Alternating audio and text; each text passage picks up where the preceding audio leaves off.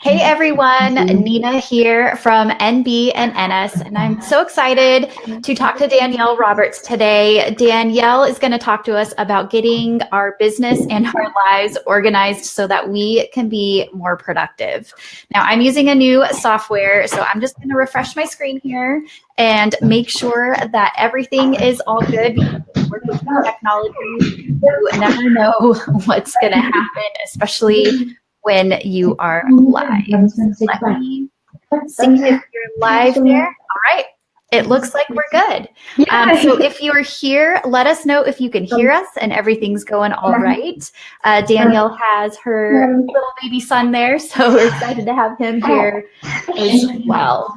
So like I said, Danielle, she is a mom, she is an author, and she also helps business owners get more productive through organization. So thank you, Danielle, for being here, and I'll let you talk a little bit about yourself, and then we'll jump on in. Hey, thanks for having me. I am getting my non-napping son the Kindle, which, always, always helpful. Right. Yay, okay, it sounds like we're working. Go sit on the couch with that. Sorry, everybody. So I am a business manager and strategist, focusing on delegation and organization. So this has kind of been my passion when I started my business 3 years ago. I had wanted to do stuff with organization and helping people run a business. And then I decided that I needed to actually run a business first, before I decided that I was going to be a business strategist. So in the last few months, I've kind of just been coming back to what I love and kind of just what I'd wanted to do. So it's kind of interesting how we revert to what our starting stuff was when we started our business. And on the personal side, my husband and I have been married for almost 8 years. 8 years in April. We started dating 8 years ago on February 10th. So we had a very short dating relationship. Oh, wow, yeah. Yes, when you're in the military, things kind of speed up. And we have 4 kids. Atticus is the youngest. He's 2 months, 9 weeks. And then Abraham is home with me. He is 2.5. And then we have 6.5 and 4.5. Awesome. So you're busy. You have to be organized. Yes, exactly. And that's, I've seen how organization is so huge in business, and I love helping people get organized. So. Awesome. Yeah. So when it comes to productivity and organization, what do you think is the biggest challenge for women who work from home? Aside from kids being home, which that is a whole different ball game. That's when you pull in all your tools, like your Kindle, so that you can do Facebook Lives. But I think housework is a big distraction for a lot of people. Yeah. I think that for me personally, if I sit and I see dirty dishes, dirty clothes, dirty, my living room's a mess and I feel like a mess at that point too, then, it's difficult. It's difficult to focus when you know that there's things that need to get done. So I think one of the biggest things that you can do is kind of, if you feel like you're in that place where things just are messy and you need to clean them, but you need to work at the same time, is do a Pomodoro Method, which for those people who are not familiar with Pomodoro, it is working for a period of time. So for 50 minutes, and then you can work for 10 minutes or work on housework for 10 minutes and then continually cycle. So it gets you up and moving, gets blood pumping. You can focus on both things at the same time. And it's really just an effective way to compromise, I guess, and do it that way. That's a great tip. I found for me that, I used to work in the advertising agency world, so I had to bill by every 15 minutes. So I had to be very cognizant about how much time it took me to do tasks. And I've actually found that, I work from home. my daughter goes to preschool during the day, but then she's home when I'm working sometimes. And the same thing, I'm walking around and I'm like, I see laundry and I see messes and I see all of this stuff that needs to be done. And I've really gotten good at knowing that, okay, I know I can throw in a load of laundry and fold a load of laundry in like 5 or 10 minutes, which it can feel like overwhelming, like that's going to take me forever, but you can actually get it done in a small amount of time. So I like that 10 minutes and kind of divide it up. That's a great tip. Yeah. Yeah, I had to do that myself today because the boys' room was just, it was a mess. So I was like, this has got to change. So tell me a little bit how you have 4 kids and you run a business. So tell me how you structure your days and weeks to make sure that you are more productive. So I will kind of just walk you through the week first and then day by day, because some days are similar. So our weeks, Monday, Wednesday, Friday, the kids go to daycare, minus this little one who's still at home. And thankfully he sleeps enough. But so the boys go to daycare. They are gone from 8 until 3:30. Then my daughter leaves for school at 8:30. So that's my work time. That's dedicated. I have to get stuff done right now. So that it's, for me too, it's like a justification. Like if they're in daycare, I need to be making money. Yeah, that's good. Tuesday, Wednesday, they're home with me, except for the 4-year-old goes to 4K in the afternoons, which is kind of a blessing and a curse at the same time, because it means that I'm having to run out twice during the day. In a very short amount of time. So we have a longer morning routine. Like I said, I felt free to clean up today, but we get everybody going. We, have book reading, and then I bring him to school, put the 2-year-old down for a nap. That's my work time, or I choose to rest. I'm kind of more flexible when they're home. Saturday and Sunday. Saturday is kind of our family cleanup day. My husband's home, so he does the dishes and the laundry. And then Sunday we have church in the morning. So the afternoons we kind of reserve for rest, and I work if I need to. Okay. So I'm more flexible than I think some people might be, especially if you're working a 9-to-5 still. That's, a big time suck as it is. And then, per day, it really depends. I have meetings with clients on Mondays. Friday, I try and reserve for my own work stuff, just to have like an admin day. And I find as a business manager and virtual assistant, like you lose your own business as you're working on client work. So I'm sure you've experienced that. Yes. And I was like, I need to have time to actually like get my blogging done, get my podcast done, get my videos made, like all the stuff that I need for me.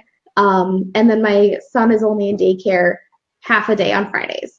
So that's kind of like the half a day. I batch my videos, my content creation, and then I'll look at him, and then whatever else needs to get done. If I'm writing stuff or, things that can be more interrupted on Friday afternoon. Yeah.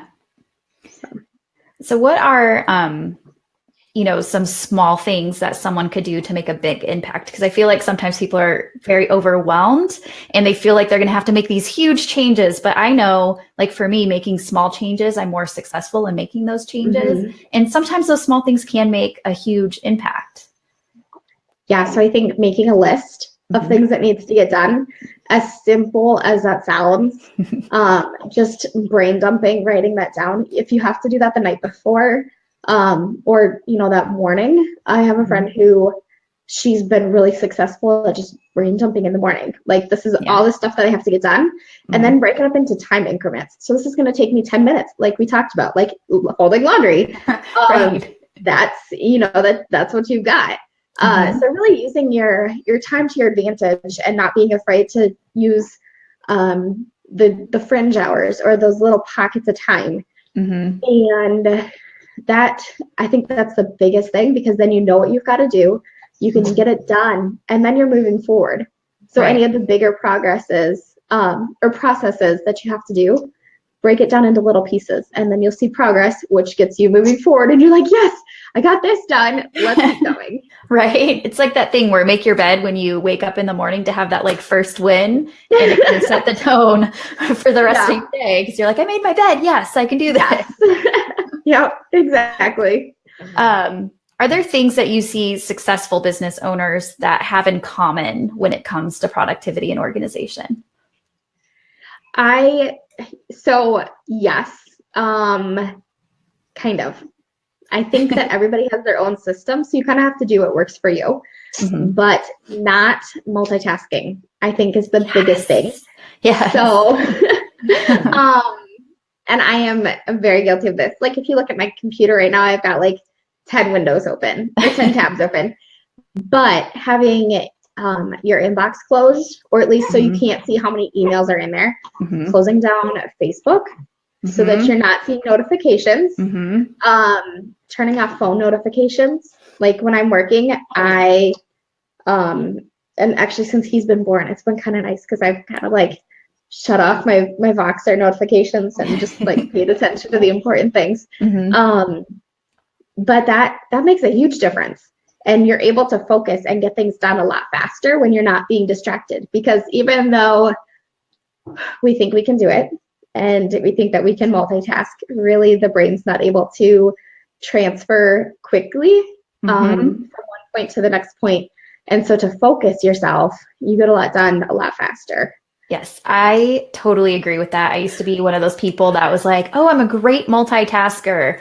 No, we cannot multitask. It's impossible. And you end up not getting anything done at all. So I concentrate on one project at a time and I see it through. And that's made an enormous difference on how successful I've been with my business. Yeah, well, and it's tough to make that switch too, because I think as women especially, we're so used to running and being 10 minutes ahead, like, going everywhere crazy. But really, we need to get to the point where we are able to focus, and that focus is going to lead to more productivity. Yep, absolutely. So I like paper. Like I will show you, I have like a planner and a notebook, and I've got a bunch of notebooks back behind me. I really found that I couldn't keep things organized on my phone or on my computer. I really like having paper. So do you have a favorite planner that you recommend? And then secondly, are there certain features that you recommend when somebody is looking to get a planner? Yes. So I love my Emily Lay planner. And I think I can show you. Yeah. So there is the day and the time and the to-do list on there. So when I'm looking at a planner, I want to make sure I have space to write something. So if I have notes, I can just scribble it down. Like you can tell, I had taken notes during our call. So I got all the notes. So, and then I love the to-do list on the side. So I can keep my to-do list right there. And then I transfer over from day to day the to-do list if I don't get things done. And that's kind of either you decide you're going to eat the frog and get the worst things done first, or you have it so that you have a priority list. And you don't want to have like everything continuously moving from to-do list to to-do list. Right. And then on the Emily Lay, there's also a notes section and a meals section. And I don't usually typically write my menu on my planner because I like to see it on my fridge or in my kitchen. But that's another option too. So that's cool. Yeah. That's my favorite one that I found so far. They are currently sold out for this year. And I think they come back for next year, the academic year, in May. Okay. So unfortunately you can't get that one. May Designs has ones at Target, unless they've done clearance yet. So I love May Designs. I love my paper stuff. I'm a huge notepad, note taker. And I don't know if it's like the way that when we were in school and we learned okay, I'm going to write my paper on like a notepad or whatever. Right. Because that's totally me. I would rather write my blog on on paper and just have it done that way. And then, oh, bless you. I do use a Google Calendar because then I can have when my people schedule on me. I have run into a couple issues the last few weeks because I haven't been paying as close attention. My brain is still on mommy leave. And so I've had a couple people, like I've double booked myself because I haven't been paying attention to my Google. So that's, you just have to pay attention. But that's the easiest way that I've found I use Acuity scheduling and hooking up Acuity with Google. And then I can get that on my phone. And then I've got the notifications so that I don't have to try and keep track of everything by myself. Yeah. I actually will, in the morning, I'll look at things that I have going on, and I will set an alarm on my phone too. It goes off because I get really engrossed in work, and then I'll forget what time it is and that I have stuff doing. So then it goes off and I'm like, oh, I have a phone call or whatever. Yeah. Well, and that's the nice thing about I have an alarm with getting my kids from school. But yeah, that's with Google. It sends you the notifications because otherwise there's coffee chats that I would totally missed because I was like, oh yeah, that thing that I was supposed to be doing. Right. It's, you can get as organized as you want, but still there's the human aspect. And then I just find for myself, I'm so engrossed, like you said, sometimes, or just there's stuff going on and it's not what you expected to be doing that day. Yeah. And that takes up your brain bandwidth. Absolutely. So I am going to take questions with Danielle at the end. And since there's a lag, we have a few more questions to talk about, but if you have questions, put them in the comments now and I will scroll back through and we will get them. So if you have questions about productivity or organization, stick them in there as we're going through this. So my next question is about organizing emails. And you talk about this a little bit in the blog post that you wrote, and that there is a link to that blog post in the description of this live. But I would be mortified to show you my inbox. I'm never going to be an inbox zero person, but I could definitely do a better job of organizing it. So what tips do you have to keep our email lives organized? Don't be afraid to delete if you don't need it. I'm a hoarder. I'm an email hoarder. So then make files for each of the things. Do you use G Suite or Google for your emails? Yeah. And I think Outlook too has the same. You can just do the folders. That's the biggest tip that I have found. And I've been doing it for years since I was in the Navy. Let's see, 6 years ago. And just making folders, then you make them descriptive enough so you know what's actually in there. Right. But if you're a hoarder, make a folder for newsletters because then you can look back and you don't have to delete them. Obviously, if it's stuff like the sale is over, it's been over, you can delete that one. And some of that's just letting go and just being okay with the fact that you're deleting. But yeah, that's the biggest thing, having those folders, having just taking time. And I do this when I'm needing some mindless time. So if I'm on a car trip and my husband's driving and I just need to check out, I can go to my email, or I'll just go through and delete all of the promotions. And I'll do that and I'll have 2,000 that I delete because I'm on everybody's email list to see how they're doing things.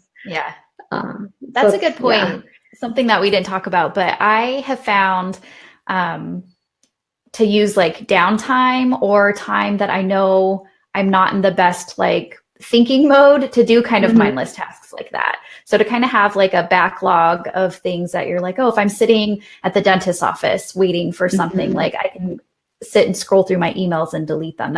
I've found that to be really helpful in keeping me organized with that stuff I don't like to do, but needs to be done. Right. Yeah. And that's, instead of playing a game or something, you can use that time to be productive and get something done that way. Yeah.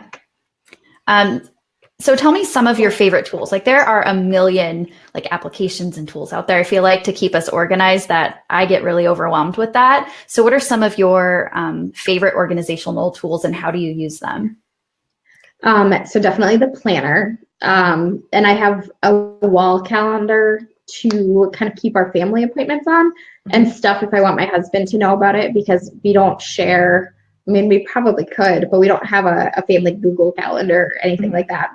I know there's people that do. So if you and your spouse or loved one want to share that, yeah. And then also Trello is my online repository. I have a system that I either have like my week, so it's got like the days of the week, and I'll go and like put notes in there or things that I'm thinking for that day. And then I also have a content calendar, so things that I want to build out, ideas for the future, a parking lot if I don't want to explore that topic right now. And then the other one, like social media, is good because I have my pictures there. And since you're a social media person, I'm sure you have a different way to do things. And then that's where I communicate with my social media manager, and we have our assignments for her in that board. And then we're able to talk, and I'm able to tell her what I need. I have a checklist for her in there. And then notebooks and pads of paper.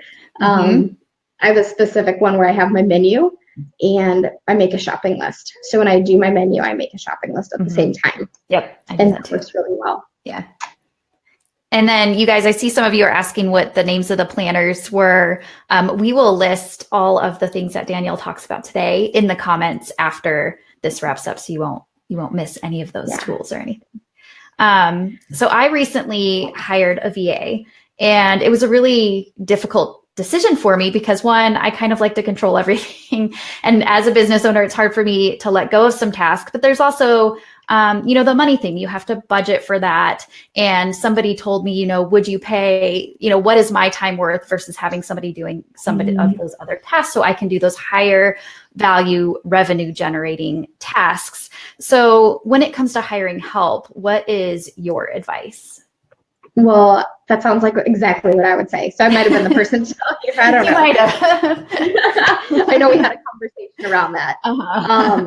So it's a huge mindset thing. And really just making that decision, like, this is what I'm going to do. This is best for my business. And it's the best way that I can use my time. Because our time is hugely valuable. Yes. Even if you are washing the dishes, I sometimes sit and I'm like, okay, this is worth how many dollars that I'm sitting here and I'm washing the dishes. And then my husband usually ends up washing most of the dishes anyways. But washing bottles, if you're sending your kid to daycare, I'm like, oh my gosh, pumping bottles. You just have to decide, like, I made that choice. We are going to breastfeed. And just like you make that decision, you also have the decision, I'm going to hire. So after that, communication is huge. Communicating with that person that you hire, your expectations, your schedule, your needs, and then kind of just your values and your mission statement is a big one, because if their values and don't match up, or if they don't agree with your values, then that's something that's going to cause tension. Maybe not at the beginning, but it definitely is a place where you don't want there to be contention. So I see those are like the biggest things.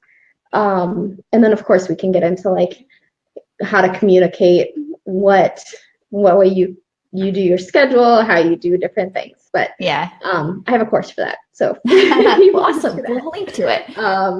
That's, what I go into, but really the mindset and then just communicating are huge. Absolutely. I think the mindset is probably the biggest hurdle. I was lucky enough, I've worked for 2 billionaires, oddly enough. And for one of them, like they said, like, my most valuable asset is time. I can buy anything in the world, but I cannot buy time. And his time was very valuable, who he let in to talk to him about whatever. And that really rubbed off on me that, my time is so valuable. I can't buy more of it. And I had to get into that mindset of, I shouldn't be messing with graphics because it's also not my zone of passion either. Right. Like, it's not what I'm really, really good at. And I'm spending way too much time on it. And if, I'm going to use what my time is worth, I should be doing something else. So yeah, that's awesome. It's such good advice. Yes. So those are the questions that I had. And like I said, if you guys are here and you have questions for Danielle, please feel free to ask them. And then Danielle, as people are maybe typing in questions, is there anything else that you want to share for maybe the overwhelmed mompreneur about how, she can organize her business and still have a life and still spend time with her children? Because that's why many of us start these businesses, because we want the flexibility to be available to our families. And sometimes we end up having less time because we're getting overwhelmed and we're not managing things well. What did you do? Here, hold on. Sorry. That's all right. Mompreneur life. Yes, exactly. Have you guys heard of bubble guppies? The kids are obsessed with it. It's kind of cute, actually. Okay. All right, go sit down. Go watch. Whoops, hold on. No, here. I see a question I'm going to answer while you do that. Susan's asking, what does your VA do for you? So Susan, I just hired a VA, so we are working with her on some of her tasks, but I have her do things like after I do a Facebook Live, I used to have to download the Facebook Live and then upload it to YouTube and then get the captions and re-upload them to Facebook. And it took me about an hour to do that. And it's just it's something that I could easily write out a process for somebody to follow. So I have her do stuff like that for me. I have her create graphics in Canva because I already have the templates done. And so she just really has to go in and change out colors or change out copy and change out photos. I have found that things that I can write out a process for somebody to follow are some of the first tasks that I was able to hand over. I also have her, we recently changed our branding, so she's updating some of our slides and things like that. And, those are just not things that I should be spending my time doing because I do things like this, Facebook Live. Like, I can't hire someone to do Facebook Live for me. I do presentations out in my community. I can't hire somebody to do that. So my time is better spent doing that. And then I have my VA do kind of those like day-to-day tasks that, one, I don't really find very fun, and two, that are easy for me to say, here's the steps to follow and you can execute that well. Yeah. And I usually have my VA make PDFs for me or workbooks for my mastermind, because again, that's not what I'm good at. Like, I could take the time to figure it out, but my time is valuable. Right. And so I think things like that, where it's just super easy to be like, okay, this is what I need, and they can do that. Right. Email management is another huge one for VAs. Mm-hmm. If you are willing to give up that control. Yeah. And that's the hard part, is the control and trusting somebody enough to do that. Mm-hmm. So. Yeah, we're working on, we'll probably hand over some of our support email stuff and just, answering questions like, how many payments do I have left? And, I can't remember, or I need to change my credit card. How do I do that? Things like that. Yes, things that are easy enough to do. And that too, you can make a process for and have, I think it's really good for business owners to have an SOP or standard operating procedure workbook to put together. And that takes time, but it's an investment that's going to carry through from VA to VA. Exactly. You're going to see much, like you said, it's an investment up front, but you're going to see it pay off later in dividends that you have that process in place. Yeah, exactly. So I did see the question about the journals or the planners, I mean. Mm-hmm. So Emily Lay and May Designs. And May Designs has them on their website, but they also have the Target through Blue Sky. Okay. I have a Brilliant Business Moms planner. Okay. And I really like that. The owner, she's a mompreneur also, and she actually has a little course that comes with the planner when you buy it that kind of teaches you how to use it and to be organized with it. So I've really liked that one. It has like places to write like things you're grateful for that week too. So I kind of like that aspect because I try to be a little bit more mindful with my business and I really like that. Mm-hmm. Yep, I've looked at that one too. Yeah. It's hard. Like once you're dedicated, it's like the brand loyalty though. It totally is. Yeah. Any other advice, Danielle, that you have that you can think of that we didn't cover? I think take it one step at a time. Do something that's going to be easy for you to hand off or easy for you to kind of fix the way that you're doing things. And be slow. Like give yourself time to adjust because it is a new schedule or a new way of doing things. And I think new routines take like 30 days to imprint and be top of mind. So I think that's a good place to start, just whatever is going to be easiest. And then also whatever you're going to get help with too, if you need to start handing things off, even if it's just delegating to your husband or something. Right. Yeah. All right. Well, that is all. Thank you so much, Danielle, for joining me today and talking about productivity and organization, because I know it's something that all of us as mompreneurs really struggle with. And please go check out Danielle's website and go like her on Facebook. I linked to her Facebook page in the description of this Facebook Live. And Danielle also wrote a blog post that covers a lot of what we talked about today. And that is also linked in the description of this post. And as I promised, we will drop the links in the comments for things like Trello and the planners, so you can find all of that. If you are watching on the replay, I do come back and answer questions and check things. So feel free to go ahead and leave a comment or a question, and I will come back and get to it. So thank you again, Danielle. Thank you to everyone who showed up today. And I will see you next Thursday for our other free training. Like I said, I am here every Thursday at noon Mountain Standard Time doing free training to help you grow your business online. So have a great rest of your week, and I will see you next week. Thank you.